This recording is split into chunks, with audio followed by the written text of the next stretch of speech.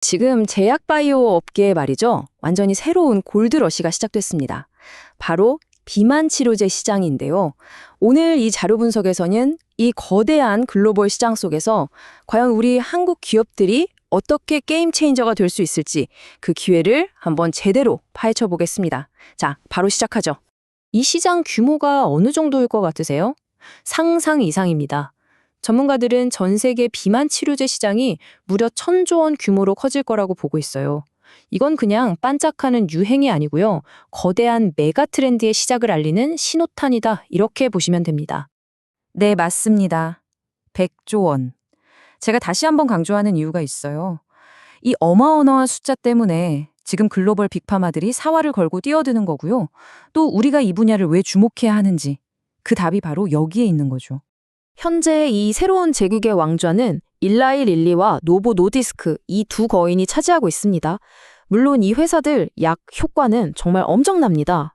근데 아직 완벽하다고 할 수는 없어요. 왜냐하면 매주 환자가 직접 주사를 놔야 하거든요. 이게 생각보다 꽤 번거로운 일이죠. 바로 이 지점, 이 불편함에서 다음 혁신의 기회가 생기는 겁니다. 효과는 이제 기본이 됐고 경쟁의 축이 편의성으로 확 넘어가고 있는 거죠. 한번 생각해 보세요. 일주일에 한 번씩 꼬박꼬박 주사를 맞는 게 과연 치료의 최종 목적지일까요? 만약에 한 달에 한 번만 맞아도 된다면, 아니면 아예 먹는 알약으로 나온다면요. 훨씬 편하겠죠. 이게 바로 차세대 주자들이 풀고 있는 숙제입니다. 자, 이걸 보시면 패러다임이 어떻게 바뀌고 있는지 한눈에 보입니다. 1세대 치료제는 오로지 효과에만 집중했어요. 어떻게든 살을 빼게 만드는 게 목표였죠. 그런데 차세대 치료제는 다릅니다. 뛰어난 효과는 당연히 가져가면서 편의성을 더하는 방향으로 진화하고 있는 거예요. 주 1회 주사에서 월 1회, 심지어는 매일 먹는 약으로요. 바로 이 편의성 싸움에서 우리 한국 기업들이 아주 강력한 무기를 가지고 있습니다. 그게 뭐냐면 약효를 아주 오랫동안 유지시켜주는 장기 지속형 기술이에요. 이 분야에선 정말 세계적인 수준입니다. 그 핵심 기술이 미립구 기술이라는 건데요. 좀 어렵게 들리시죠? 쉽게 말해서 아주 작은 입자 안에 약물을 코팅해서 가두는 거예요. 이 입자가 몸속에서 서서히 녹으면서 한 달 내내 약물을 조금씩 방출해주는 거죠. 우리가 흔히 아는 타임캡슐 약 있잖아요.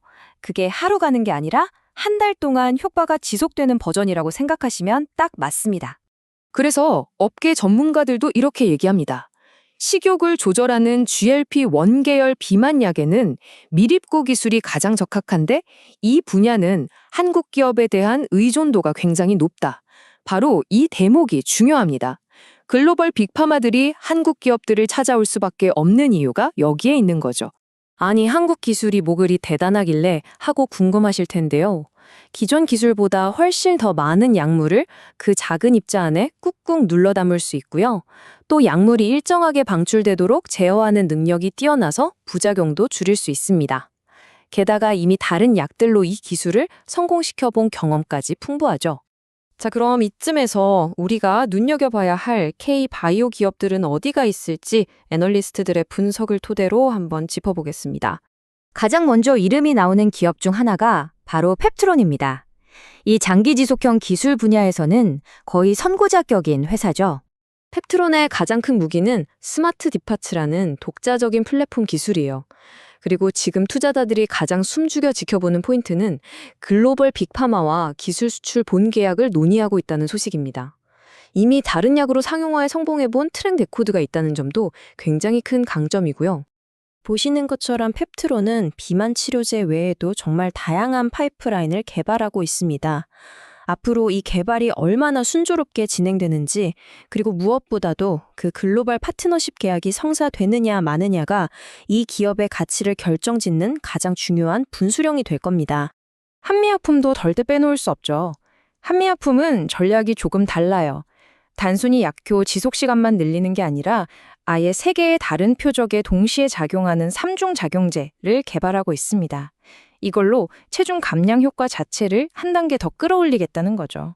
한 증권사 보고서를 보면요. 최선어주로 알테오젠, ABL 바이오, 올릭스를 꼽았더라고요. 그리고 펩트로네다에서는 본계약이 체결된다면이라는 조건을 달아서 아주 유력한 후보로 보고 있습니다. 이건 이 주식 사세요 하는 투자 추천이 아니고요. 전문가들이 어떤 기업의 어떤 이벤트를 중요하게 보고 있는지 우리가 엿볼 수 있는 좋은 지표가 되는 거죠. 그러니까 핵심은 펩트론의 계약건이 정말 시장의 판을 뒤흔들 수 있는 큰 재료라는 겁니다. 그런데 여러분, 한 달짜리 주사제가 끝이 아닙니다. 시장의 눈은 벌써 그 너머 훨씬 더 근본적인 차세대 기술을 향해 있어요. 그게 바로 sRNA.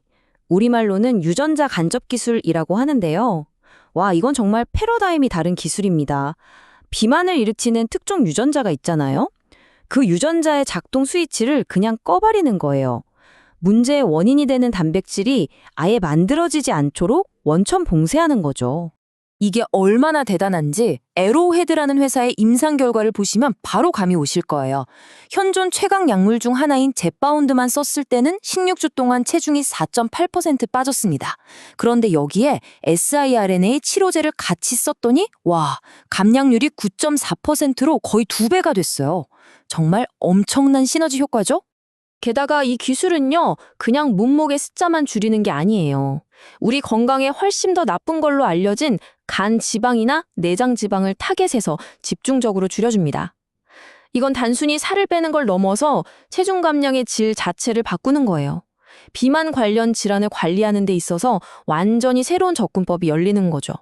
그래서 앞으로 2025년과 2026년이 K바이오의 정말 중요한 해가 될 겁니다. 증권사 리포트들을 종합해보면 레고캠 바이오나 ABL 바이오의 중요한 임상 결과 발표가 있고요. 또 펩트론과 G2G 바이오의 최종 파트너십 계약 여부, 그리고 D&D 파마텍 같은 곳에서 개발하는 먹는 치료제의 임상 결과까지 정말 굵직한 이벤트들이 줄줄이 예정되어 있습니다. 릴리와 노보노디스크라는 두 거인이 버티고 있는 이 거대한 전쟁터에서 과연 우리 K바이오 기업들이 이 장기지속형 기술이라는 날카로운 무기로 시장의 판도를 뒤흔드는 게임 체인저가 될 수 있을까요? 그 결과를 함께 지켜보는 것도 정말 흥미로울 것 같습니다.